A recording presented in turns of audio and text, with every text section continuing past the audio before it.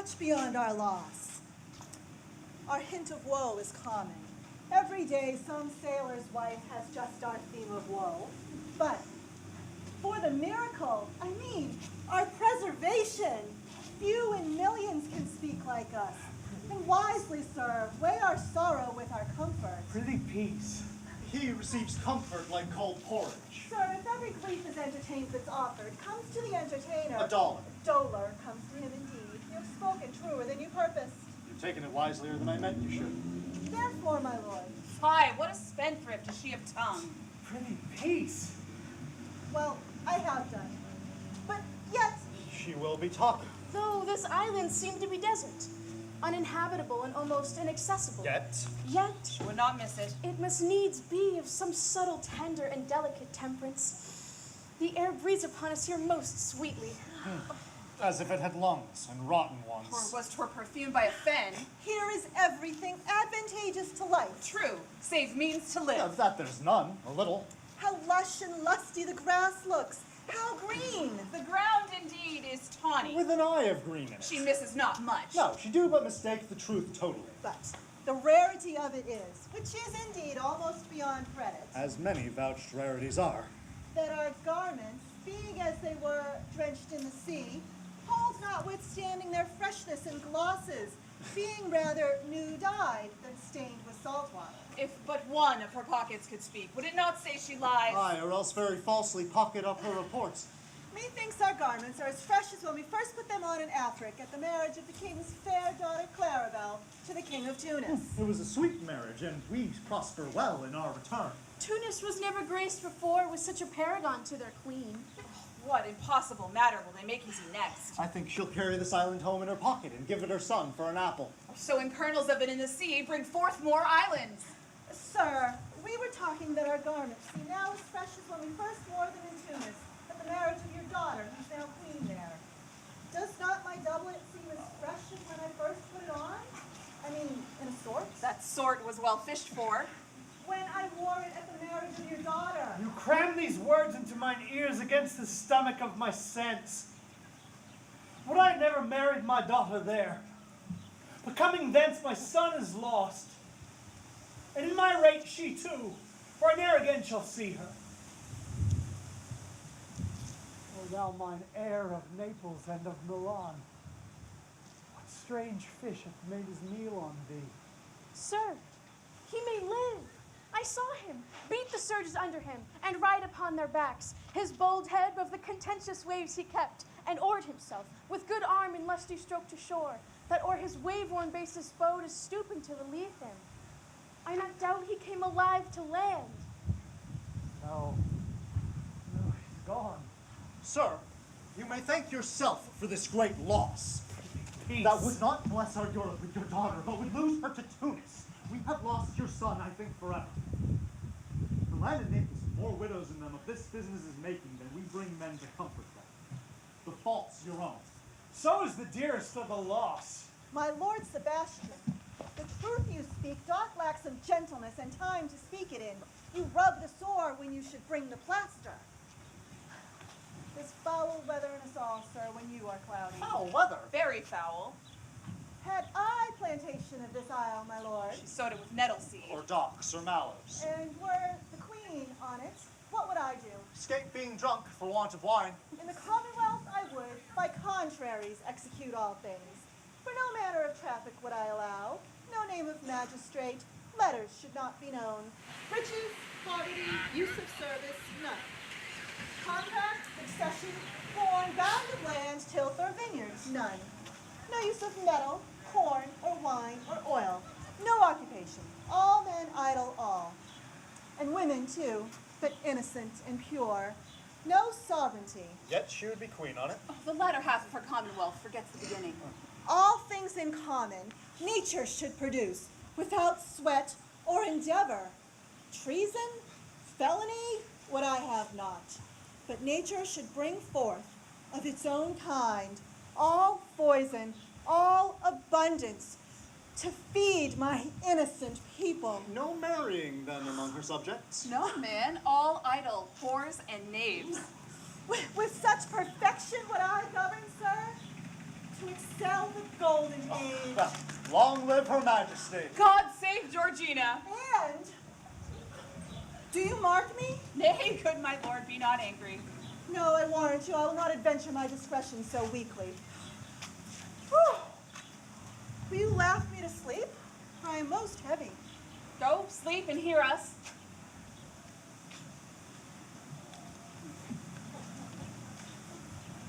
What? Also soon asleep? I wish mine eyes would with themselves shut up my thoughts. I find they are inclined to do so. Please you, sir, do not omit the heavy offer of it. It seldom visits sorrow, and when it does, it is a comfort. We too will watch your person while you take your rest and watch your safety. Thank you. Wondrous heavy.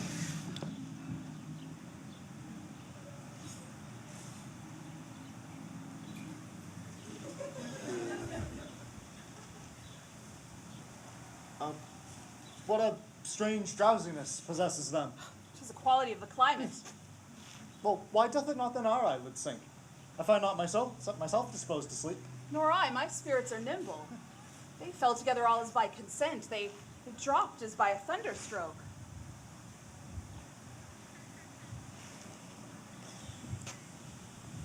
What might? Oh, worthy Sebastian. Oh, what might? Oh, no. No more. And yet, methinks I see it on thy face. What thou shouldst be. The occasion speaks thee, and my strong imagination sees a crown dropping upon thy head. What, art thou waking? Do you not hear me speak? I do, and truly it is a sleepy language, and thou speakst out of thy sleep. What didst thou say? Now this is a strange repose to be asleep with eyes wide open. Standing, speaking, moving, and yet so fast asleep. Noble Sebastian, you let thy fortune sink. Die, rather, winkest while thou art waking. Although thou dost snore distinctly, there's meaning in thy snores. I am more serious than is my custom. You should be so too if heed me. To do so trebles the oar. Well, I am standing water. I'll teach you how to flow. Do so. To ebb hereditary sloth instructs me. Oh, if you but knew how you the purpose cherish while thus you mock it. What a great hope have you. No hope one way is another way, so high a hope that even ambition cannot pierce a wink beyond but doubt discovery there. Will you grant with me that Ferdinand is drowned? Oh, he's gone. Then tell me, who is the next heir of Naples? Clarabelle. She that is in Tunis, she that is 10 leagues beyond man's life, she that can have no note unless the sun were post. The man in the moon is too slow, till newborn chins be rough and razorable. She that, from whom we are all sea-swallowed, though some be cast again, and by that destiny, to perform an act of what's past is prologue, what to come in yours and my discourse. What stuff is this? How sayest thou? 'Tis true my brother's daughter's queen of Tunis. So is she heir of Naples, betwixt which regions there is some space. A space whose every cubit seems to cry out, how shall Clarabelle measure us back to Naples? Keep in Tunis, and let Sebastian wake. Say, this were death that now hath seized them. They are no worse now than yet they were. Do you understand me? Methinks I do. And how does your content tend to your own good fortune? I remember you did supplant your sister Prospera. True. Look how well my garments sit upon me, much feeder than before. My sister's servants were then my fellows, and now they are my men. But for your conscience. Aye, sir. Where lies that? 'Twere a kive 'twould put me in my slipper. I feel not this deity in my bosom. 20 consciences that stand twixt me and Milan. Candied be they and melt ere they molest. Here lies your brother. No better than the earth he lies upon. If he were that which now he's like, that's dead. While I, with this obedient steel, 6 inches of it, could lay to bed forever. Whilst you doing thus to this perpetual wink for an eye, this ancient morsel, Sir Prudence, who should not abrade our course. For all the others, they'll take suggestion as a cat laps milk. Thy case, dear friend, shall be my precedent. As thou gott's Milan, I'll come by Naples. Come, Draw thy blade. One stroke shall free thee of the tribute which thou payest. And I, the king, shall love thee. Let's draw together. When I raise my hand, do you the like to fall it on Georgina? But one word. Oh, my master through her art foresees the danger that you, her friend, are in, and so sends me forth, for else her project dies. While you here do snoring lie, open-eyed conspiracy his time doth take. If of life you keep a care, shake off slumber and beware. Awake! Awake! Let us be sudden! Now, good angels, preserve the king! Why now? Oh, look! Awake! Why are you drawn? Wherefore this ghastly looking? What's the matter? Well, whilst we stood here, secure in your repose, even now we heard a hollow burst of bellowing like bulls, or rather lions. Did not it wake you? It struck mine ear most terribly. I heard nothing. Oh, 'twas a din to fright a monster's ear. Heard you this, Georgina? Upon mine honor, sir, I heard a humming, and a most strange one, too, which did awaken me, that's verily. 'Tis best we stand our guard, or that we quit this place. Let's draw our weapons. Lead off this ground, and let's make further search for my poor son. Heavens help him from these beasts, for he is sure in the island. Lead away. Prospera, my lady, shall know what I have done. So go, king! Go safely on to seek thy son!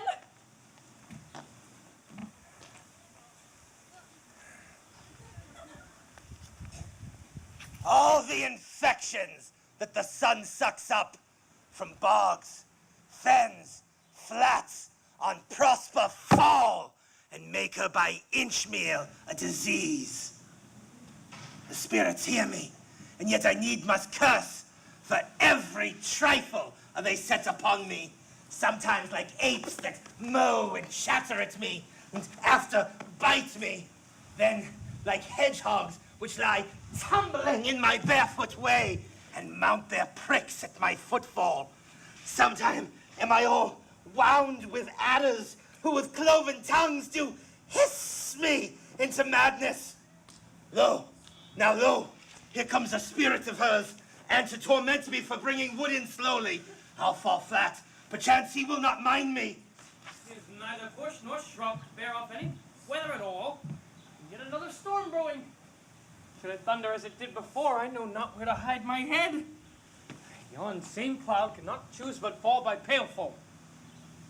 Ah! What have we here? A man or a fish?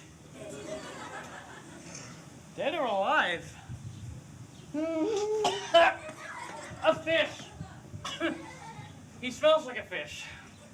A very ancient and fish-like smell.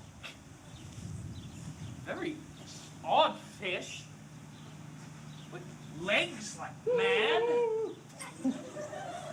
And fins like arms.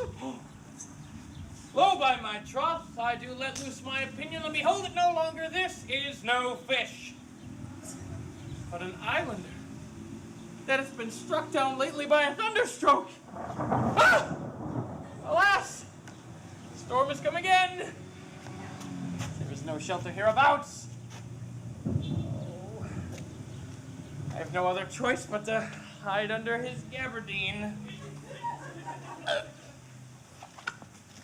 Misery acquaints a man with strange bedfellows. I shall here shroud myself till the dregs of the storm be past. I shall no more to sea, here shall I die ashore. It's a scurvy tune to be singing in a man's funeral. Ah, here I Do not torment me! What's the matter? Have we devils here? I have not escaped drowning to be afeard now of your forelegs! As it has been said, as proper as a man ever went on 4 legs cannot make him give ground. The spirit torments me! Help! This is some monster of the isle with 4 legs. who has, as I take it, an ague. But where the devil should it learn our language? If I can recover him, keep him tame, get to Naples with him, he is a present for any emperor that ever trod on neat's leather. Do not torment me, prithee. I'll bring my wood home faster. He's in his fit now and does not talk after the wisest. He shall taste of my bottle. If he have never drunk of wine afore, will go near to remove his fit. Thou dost me but little hurt. Thou wilt anon. I know it by thy trembling. Now prosper works upon me. Come on your ways. Open your mouth. This is what gives language to your cat. Here, kitty, kitty. Open your mouth. This'll shake your shaking. Swear to you. I should know that voice, but he's drowned. 4 legs, 2 voices. A most delicate monster. His forward voice speaks well of his friend. His backward voice utters foul speeches and to detract. For all the wine in my bottle will recover him, I will help his ague. Come, amen. I will pour some in thy other mouth. Stephano! Does thy other mouth call me? Mercy, mercy, this is a devil and no monster. I will leave him. What? Stephano! If thou beest Stephano, touch me! Speak to me! For I am Trinculo! Be not afeard! Thy good friend Trinculo! If thou art Trinculo, come forth. I will pull thee by thy lesser legs. If any be Trinculos, these are they. Thou art very Trinculo indeed. How camest thou to be the siege of this mooncap? I took him to be killed by a thunderstroke! I hid me under the dead mooncalf's gabardine for fear of the storm. But art thou not living, Stephano? Hast thou not drowned, Stephano? Oh, Stephano! Two Neapolitans escaped! How didst thou escape? How camest thou hither? I escaped upon but a sack which the sailors heaved overboard. By this bottle which I made of the bark of a tree, having been cast ashore. These be fine things, and if they be not sprites, that's a brave god, and bears a celestial liquor. I will kneel to him. I'll swear upon that bottle to be thy true subject, for the liquor is not earthly. Swear now how thou escapest. I swam like a duck, man. I can swim like a duck, I swear to it. Stephano, hast thou any more of this? The whole butt, man. My cellar's in a rock by the seaside where my wine is hid. Oh. How now, mooncalf? How does thine ague? Hast thou not dropped from heaven? Out of the moon, I do assure thee. I was the man in the moon when time was. I have seen thee in her, and I do adore thee! My mistress showed me thee, and thy dog, and thy bush. Come on, swear to that. Kiss the book. I will furnish it anon with new content, swear. I'll show thee every fertile inch of the island, and I will kiss thy foot. I prithee, be my god. I'll kiss thy foot. I'll swear myself thy subject. Come on, then. Down and kiss. By this good light, this is a very shallow monster. Are you feared him? He's a little puppy-headed monster. Oh, a scurvy monster. I gotta find my heart to beat him. Down and kiss. But that he's in drink, he's an abominable monster. I'll show thee the best springs. I'll pluck berries for thee. I'll fish for thee and get thee wood enough. A plague upon the tyrant that I serve. I'll fetch her no more sticks, but follow thee. And with my long nails, I'll dig thee pig nuts and show thee a jay's nest and instruct thee how to snare the nimble marmoset. I'll bring thee to clustering filberts, and sometimes I'll get thee young scammels from the rock. Wilt thou go with me?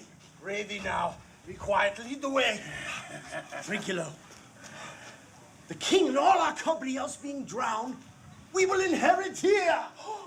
Here, bear my bottle, fellow Trinculo. We'll fill him by and by again. Farewell, master. Farewell. Farewell. He's a howling monster, a drunken monster. Bad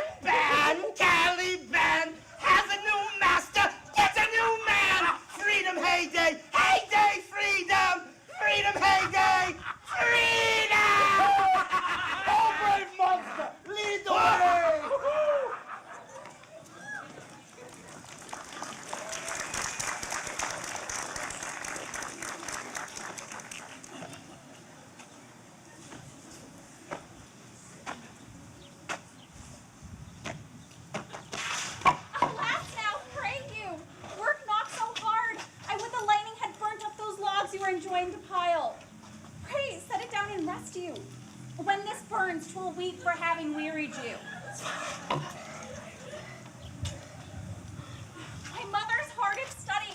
Pray now, rest yourself. She's safe for these 3 hours. Oh, most dear mistress, the sun will set before I shall discharge what I must strive to do. If you'll sit down, I'll bear your logs the while. Pray, give me that. I'll carry it to the pile. Oh, no, most precious creature.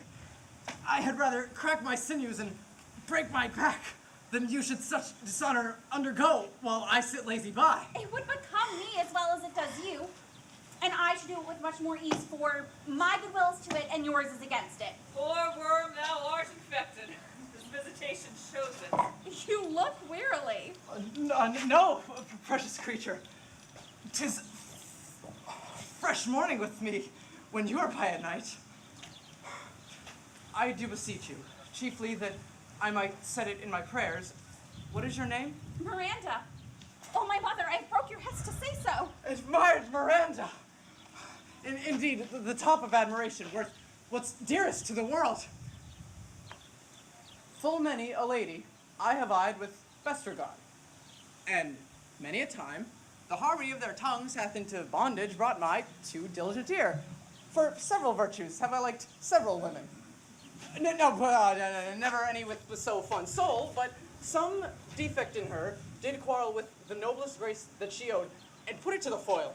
But you, oh, you, so perfect and so peerless, are created of every creature's best. I do not know more that I may call men than you, good friend, but by my modesty, I would not wish any companion in the world but you, nor can imagination form a shape besides yourself to like of, but I prattle. I am in my condition a prince, Miranda. I do think a king. And I would, not so, and would no more endure this wooden slavery than to suffer the flesh fly blow my mouth. Hear my soul speak. The very instant that I saw you, did my heart fly to your service. There resides to make me slave to it, and for your sake am I this patient log man.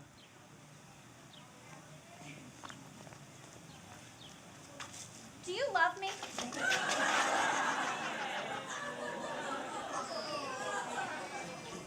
Oh, heaven, oh, earth, bear witness to the sound, and crown what I profess if I speak true. If hollowly, invert what best is boded me to mischief.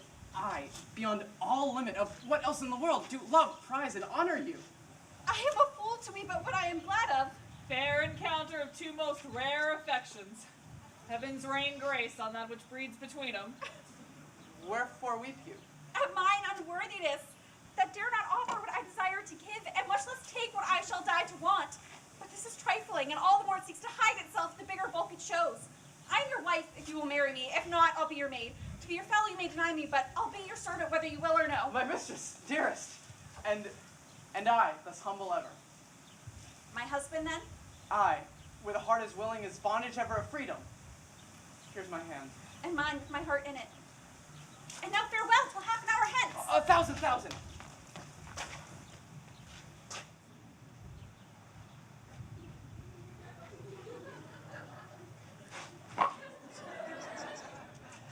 So glad of this is there.